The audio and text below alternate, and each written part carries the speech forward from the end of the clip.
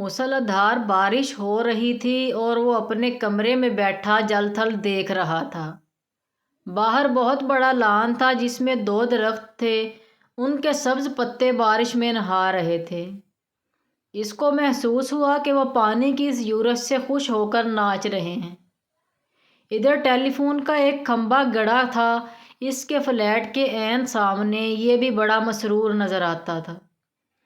हालांकि इसकी मुसर्रत की कोई वजह मालूम नहीं होती थी।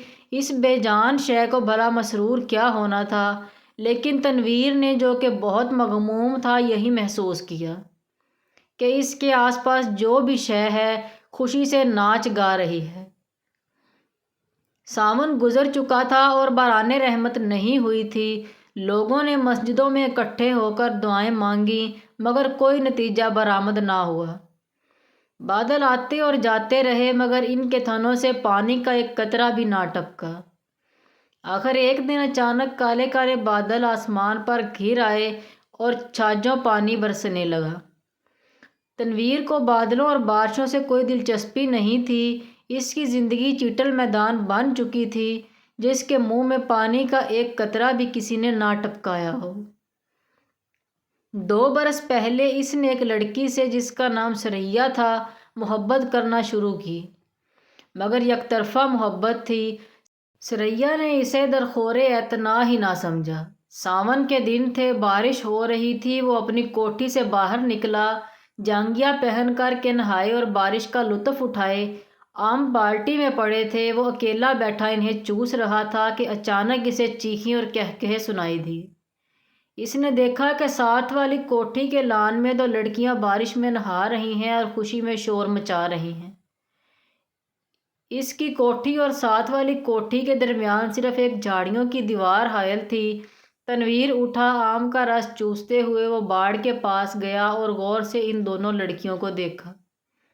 दोनों बहनें मलमल के कुर्ते पहने हुए थीं, जो इनके बदन के साथ चिपके हुए थे। शलवार चूंकि लट्ठे की थी, इसलिए तनवीर को इनके बदन का निचले हिस्से का सही खद्दोखाल पता ना चल सका। इसने पहले किसी औरत को ऐसी नज़रों से कभी नहीं देखा था जैसा कि इस रोज़, जबकि बारिश हो रही थी, इसने इन दोनों लड़कियों को देखा। देर तक वो इनको देखता रहा, जो बारिश में भीग भीग कर खुशी के नारे बुलंद कर रही थीं।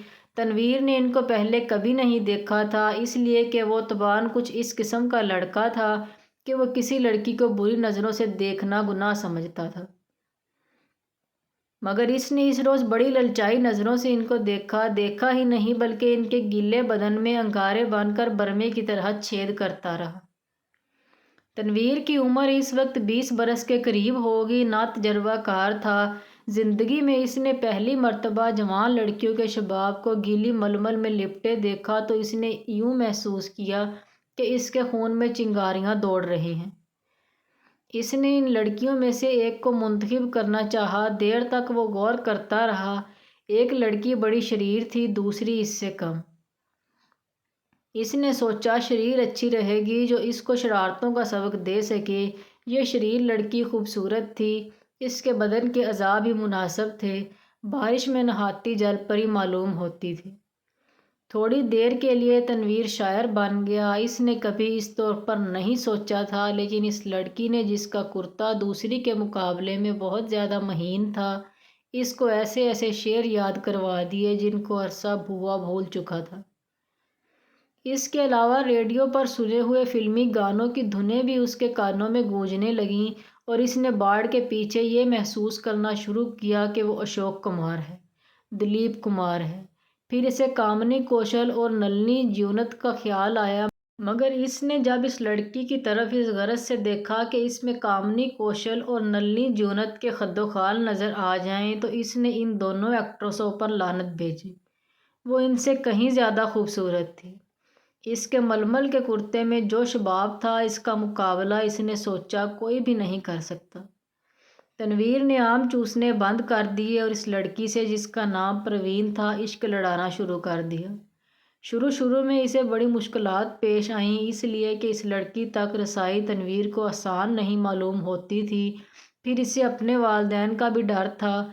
इसके अलावा इसे ये भी यकीन था कि वो इससे मुल्तफत होगी या नहीं। بہت دیر تک وہ انہی الجھنوں میں گرفتار رہا، راتیں جاگتا، جھاڑیوں کے پست قد جھاڑ کے پاس جاتا مگر وہ نظر نہ آتی۔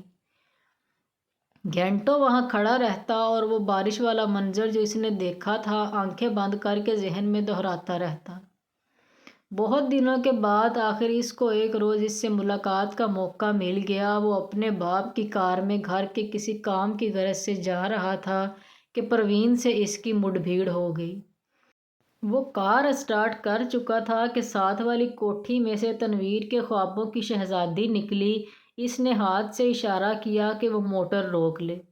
تنویر گھبرا گیا، ہر عاشق ایسے موقعوں پر گھبرا ہی جایا کرتا ہے۔ اس نے موٹر کچھ ایسے بینڈے انداز میں روکی کہ اس کو زبردست دھچکا لگا۔ اس کا سر زور سے اسٹیئرنگ وہیل کے ساتھ ٹکرایا مگر اس وقت وہ شراب کے نشے سے زیادہ مخمور تھا۔ اس کو اس کی محبوبہ نے خود مخاطب کیا تھا۔ پروین کے ہونٹوں پر گہرے سرخ رنگ کی لپسٹک تھپی ہوئی تھی۔ اس نے سرخ مسکراہٹ سے کہا، معاف فرمائیے گا میں نے آپ کو تکلیف دی، بارش ہو رہی ہے، تانگہ اس دور دراز جگہ ملنا محال ہے اور مجھے ایک ضروری کام سے جانا تھا۔ آپ میرے ہمسائے ہیں اسی لیے آپ کو یہ زحمت دی۔ تنویر نے کہا، زحمت کا کیا سوال پیدا ہوتا ہے؟ میں تو اس کی زبان لڑکھڑا گئی۔ آپ سے میرا تعارف تو نہیں لیکن آپ کو ایک بار دیکھا تھا۔ پروین اپنی سرخ مسکراہٹوں کے ساتھ کار میں بیٹھ گئی اور تنویر سے پوچھا، آپ نے مجھے کب دیکھا تھا؟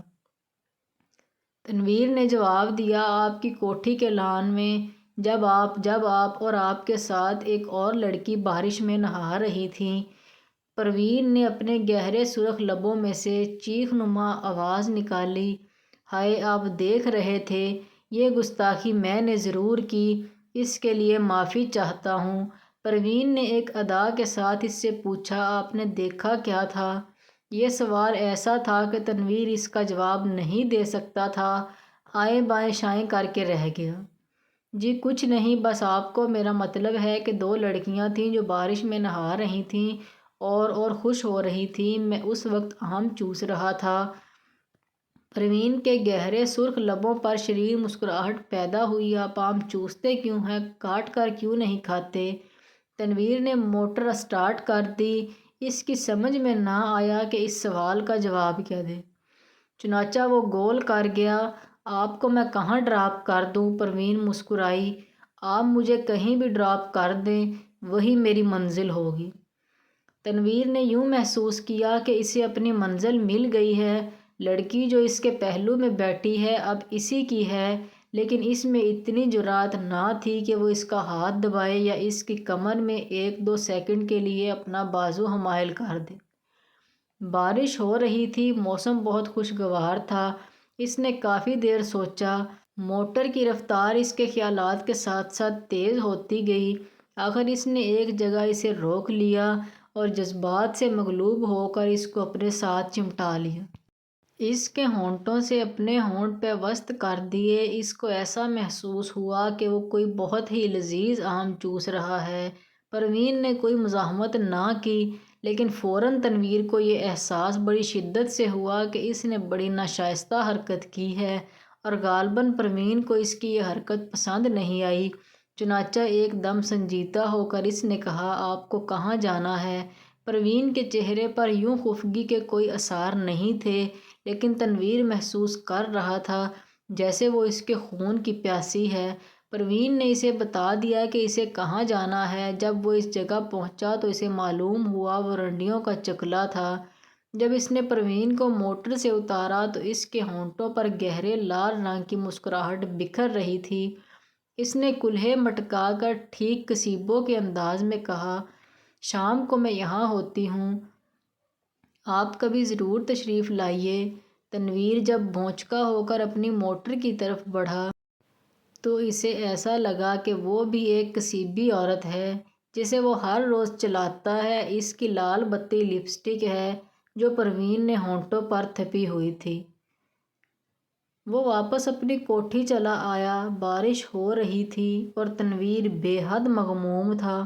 اس کو ایسا محسوس ہوا کہ اس کی آنکھوں کے آنسو بارش کے قطرے بن کر ٹپک رہے ہیں۔